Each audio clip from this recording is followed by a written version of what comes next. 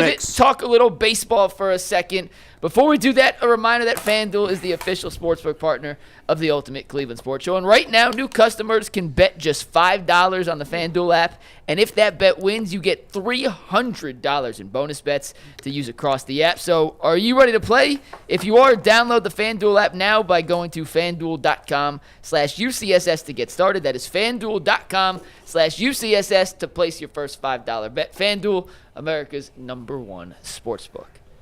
Guys, the Guardians take on the Mariners this weekend. We mentioned earlier it is a crucial series for the Guardians if they want to have any chance at finding their way back into the playoffs. But I wanted to ask a specific question to you guys because you're 3 baseball experts on the show. Clase hasn't pitched in quite a while, and since he's been out, Cade Smith has kind of taken over the closer role, at least for the time being. He's had some ups and downs.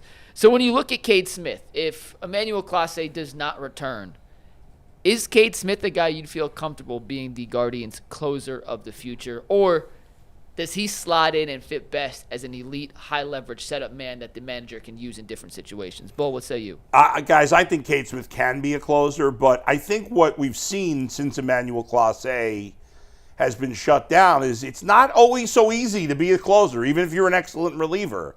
I think people think, because there's been a lot of people saying, myself included, that are like, Cade Smith could definitely do the job. There were some people trying to suggest last year that Cade Smith was better than Clase, and he was lights out. But anybody that's been around baseball, and Jay, you know this well, there's a mentality that you have to have as a closer, and you don't know if you have that mentality or you don't know if another player has that mentality until they actually do that job. Being a closer, it's not just, well, he's a good reliever, he should be a good closer. We've seen a lot of good relief pitchers, a lot, over the years, who were good relief pitchers in the 7th inning, good relief pitchers in the 8th inning, but could not pitch the 9th. That seems silly. Why couldn't you pitch the 9th? But there's a pressure to the 9th inning that's unlike anything else in baseball. There's a pressure to getting those final outs, that 27th out, that you don't experience at any other time as a pitcher in baseball. And so we've seen for Cade Smith, not that he's been terrible, but he's not been good. He's been mediocre since he's been the closer. I don't know what his ERA is since he's been the closer, but I'm sure it's not very good. And 5 blown saves. Now, some of them he was still pitching the 8th inning or whatever. It's hard to be a closer. I think in the long run, Cade Smith definitely could do it. But, it's not a slam dunk as I think a lot of people thought it might be. For most every other position, talent is what you base these answers on. Yeah. Well, he's got the talent. I watched him. He can do it. But to me, relief closer is like the kicker in football, where probably 75% of it is physical. And I'm being kind. That number might be high. Yeah. And 25% of it is absolutely between your ears. Yes. When Mariano went into that role initially, he wasn't Mariano Rivera that we came to know.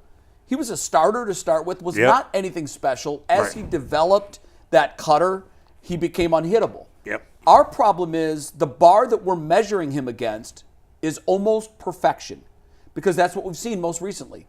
We got to the point where we were spoiled in a very small window, like Yankees fans were spoiled with Mariano. Get it to the 8th and it's a win. And we just bookmarked that. We said, that's it. If we get to the 8th, it's a victory. Because that's how good Clase was.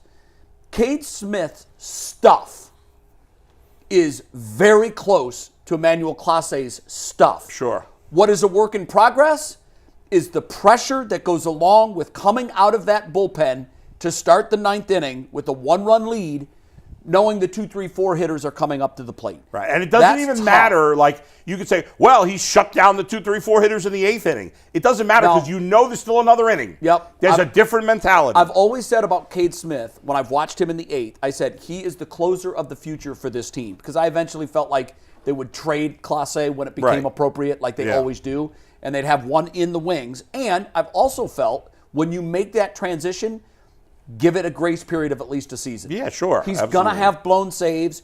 Now, the 2 that he had back-to-back were about as bad as you can have. Absolutely. I think one was a 7-pitch, not just a blown save, it was an L, where he came in and gave up a double, a single, a double. The game was over. Right, 2 seconds. We blinked, and the game was over, and he threw 7 pitches.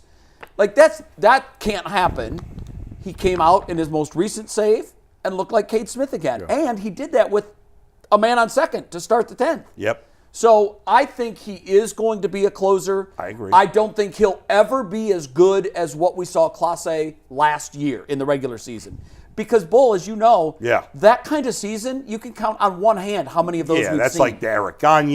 Yeah. That's the very those rare don't air. happen really. So I can't expect that he's ever going to be Clase good. No. But he will, mark this down, he will be among the save leaders and best closers in the American League probably by 26 or 27. Yeah, I wouldn't be surprised if at some point he's an all-star closer. It wouldn't surprise me, but it's going to take time. You've got to develop that mentality. Yeah. I would prefer he stay in a setup role because I want a Latin closer so we can have the cool entrances like Joan Duran and that's Edwin the Diaz. best. That's the best entrance. Well, the Edwin Diaz one. Oh, I mean, Diaz is great. Diaz started the obviously, whole thing. Mariano Rivera was awesome. Yeah, I don't know who started that. Yeah, it's great. But I think it's one of the cooler traditions in baseball. But you better get it. You better get the outs. You aren't go kidding. through all that. Do you remember? Was it Diaz that came into the trumpeter? Yes. That was the best. To that was me, the first I get best. goosebumps thinking about this. One night on Sunday Night Baseball, I think it was like a Phillies game. When it they was a brought game him against in? the division. They brought him in to play it live, and they killed all the lights, and he was spotlit. And awesome. I get goosebumps right now thinking about that. It was so cool. And so, baseball, I know you're awful at marketing. I get that. I understand. Do more of that, and you have a chance. Because I don't care if you're Latin or not.